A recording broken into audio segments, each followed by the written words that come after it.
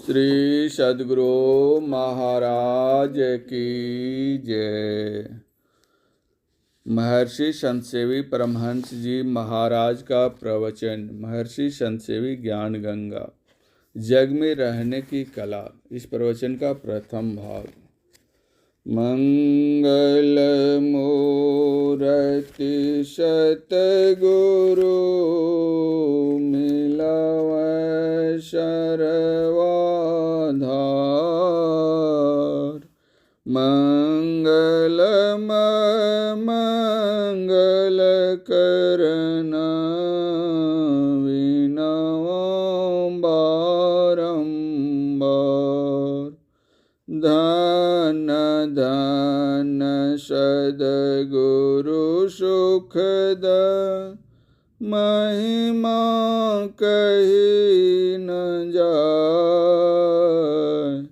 जो कुछ कहूँ तुम्हारी कृपा, मोते कछु न बसाय। आदरणीय सज्जन वृंद तथा आदरणीय माताओं एवं भक्तिमती बहनों, इस विशाल ब्रह्मांड के अंतर्गत सूर्य, चंद्र तथा उड्डूगण अपने अपने आलोक से गगनमंडल सहित इस भूतल को आलोकित करते हैं। ग्रीष्मकालीन प्रचंड गर्मी तथा लू से संतप्त एवं व्यथित मानव हित निशीथ में चंद्र अपनी शीतल धवल चंद्रिका बिखेरता है। साथ ही उसमें सौंदर्य, माधुर्य एवं विशेष शीतलता प्रदान करने के लिए वायु भी अपनी शीतल मंद सुगंध मिला देती है। पृथ्वी तल पर हरे भरे सुंदर सुंदर रंग बिरंगे वृक्ष खट्टे मीठे फलों से लदे हैं। नदियां अनवरत रूप से दिन रात कल कल निनाद करती हुई प्रवाहित होती हैं। सैकड़ों बीघे लंबे बगीचे हैं जिनमें चिड़ियां कलरव करती हैं। अपने को देव दुर्लभ मानव देह प्राप्त है। परिवार पूरे हैं और नौकर चाकरों से दरबार भरे हैं। जमीन जायदाद भी अच्छी है। लोगों पर काफ़ी धाक है और लोग इज्जत भी क्या करते हैं। नन्हे पुत्र की तुतली एवं सहधर्मिणी की मधुर वाणी से तन मन पुलकित हो जाता है। ऊंची ऊंची अट्टालिकाओं में बिजली के पंखों तथा रंग बिरंगी रोशनियों से प्रकाशित एवं सुसज्जित कोमल शैया पर शयन करते हैं, मानो इंद्रपुरी ही हो।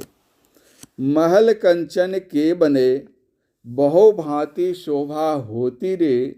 जटित मणिगण के झरोखा दीप मानिक ज्योति रे। गोस्वामी तुलसीदास जी। संत दुलनदास जी कहते हैं, पंखा चंवर मूर्छल ढूढ़े, सुबह शवय खिजमत करे। जरवत को तंबू तनियो, बैठक बनियो मसनंद का। दिन रात झांगरी बाजती, सुथरी सहेली नाचती। पिल सुज आगे यों जले, उजियार मानो चंद का। एक अतर चोआ चमेली, बेला खुशबोई लिए। एक कटोरे में किए, शरबत सलोना कंद का। किंतु जड़ा यह भी तो विचारिए, इन सब वैभवों के प्रस्तुत करते रहते हुए भी जब आपके सिर या पेट में दर्द हो जाता है अथवा दैहिक दैविक तथा भौतिक इन तापों में से किसी से आप संतप्त होते हैं अथवा किसी विशेष प्रकार की चिंता ही आकर धर दबाती है, तब आपकी क्या हालत होती है। उस समय आपका सारा वैभव और सारा आनंद रफू चक्कर हो जाता है। धन, दारा या सुत, इनमें से किसी का वियोग या विनाश होते ही आपकी सारी मस्ती चूर और सारा वैभव धूर हो जाता है। अतएव इस विनाशशील पदार्थों को पाकर मदान्ध हो उन्मत्त क्यों होते हैं, जबकि हमारे यहाँ पौराणिक गाथा यह गा रही है। सोने का महल रुपए का छाजा, छोर चले नगरी के राजा। 1 लाख पूत 1.25 लाख नाती, जा रावण घर दिया न बाती। संत कबीर साहब। जिस दुनिया से स्वर्ण मंदिर और रजत छावनी का परित्याग करके प्रस्थान करना होता है, जहाँ लाखों की संख्या से संपन्न पुत्र पौत्र आदि वाले गृह में प्रदीप जलाने वाले भी नहीं रह जाता, उसके समक्ष आप अपनी संपत्ति और संतान का हिसाब मिलाकर देख लीजिए।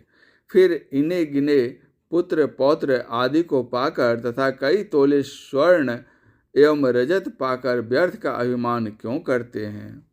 ऊंचे बैठ कचहरी न्याय चुकावते, ते माटी मिली गए नजर नहीं आवते। इसलिए ते माया धन धाम देख मत भूल रे, दिनाचार का रंग मिलेगा धूल रे। संत कबीर साहब।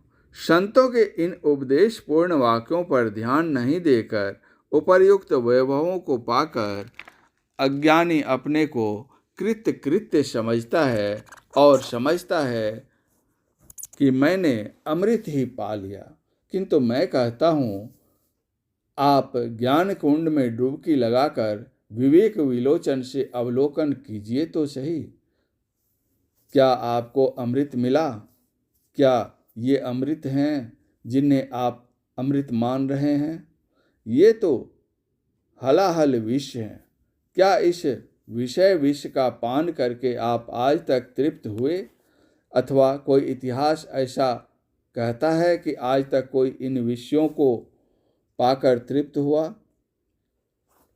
भला इस बहने वाली नासिका के विषय गंध में फंसकर क्या कभी किसी की वासना शांत हुई है? या दुर्गंधी मल से भरे हुए कान के विषय शब्द के सुनने से कभी किसी को संतोष मिला है?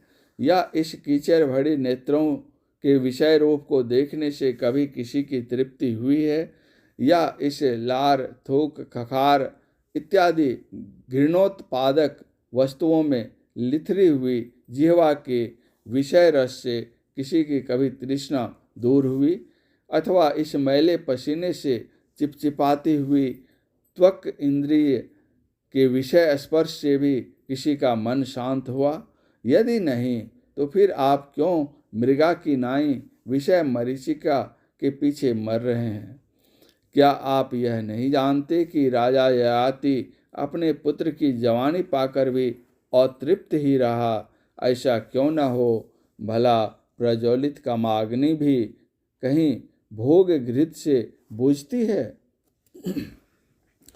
बुझे न काम अग्नि तुलसी, कहूँ विषय भोग बहु घीते।